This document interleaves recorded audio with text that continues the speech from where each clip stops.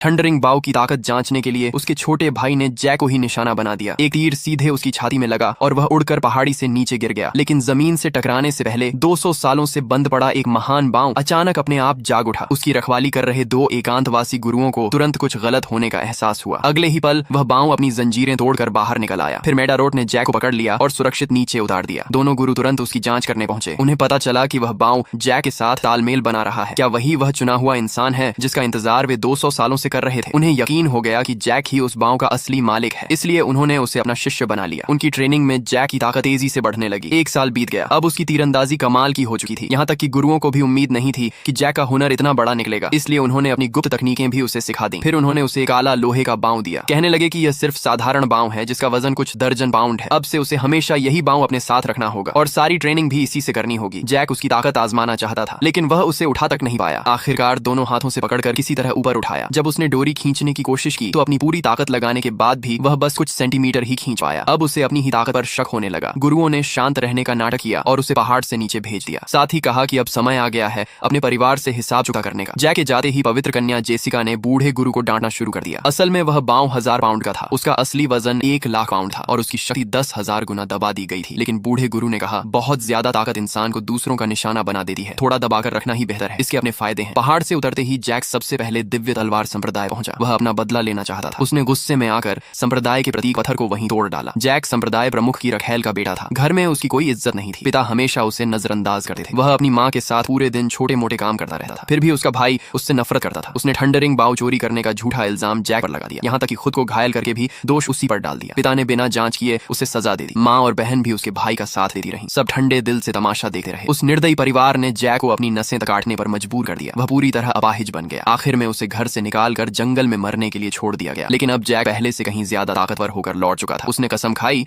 कि वह अपना सब कुछ वापस लेकर रहेगा। इसी बीच दिव्य तलवार संप्रदाय में युवा प्रमुख चुनने की प्रतियोगिता शुरू होने वाली थी। जैक ने फैसला किया कि वह इसमें हिस्सा लेकर अपना हक वापस छीनेगा। उसका भाई जैक को जिंदा देकर हैरान रह गया, लेकिन फिर भी उसने मुकाबले की इजाजत दे दी, क्योंकि वह प्रतियोगिता के दौरान ही जैक को खत्म करना चाहता था। इस प्रतियोगिता में एरो गॉड और एक रहस्यमयी महिला को भी बुलाया गया था। पहला दौर था कॉपर कॉइन एरे। पहले के प्रतियोगी तो बस शुरुआत थे। उनके तीर सिक्कों को पार करके पीछे लगे निशानों तक पहुंच रहे थे, लेकिन वे ज्यादा सिक्के नहीं भेद पाए। सबसे अच्छे शिष्य ने सिर्फ 5 सिक्के तोड़े। फिर चौथे स्तर की महिला तीरंदाज आई। उसने एक उच्च स्तर का जेड बाव निकाला। वह आम शिष्यों से थोड़ी ज्यादा ताकतवर थी। उसके एक तीर ने 9 सिक्के चीर दिए। वह युवा पीढ़ी की सबसे बेहतरीन तीरंदाजों में गिनी जाती थी। फिर जैक का भाई आगे आया। परिवार का पक्षपात साफ दिखाई दे रहा था। उसने थंडरिंग बाव निकाला, जिसे सिर्फ पुराने संप्रदाय प्रमुख ही इस्तेमाल कर सकते थे। उसकी प्रतिभा खास नहीं थी, लेकिन इस महान बाव की वजह से उसने एक ही तीर में 12 सिक्के भेद दिए। अब युवा प्रमुख की जगह लगभग उसी की मानी जा रही थी। आखिर में जैक आत्मविश्वास के साथ आगे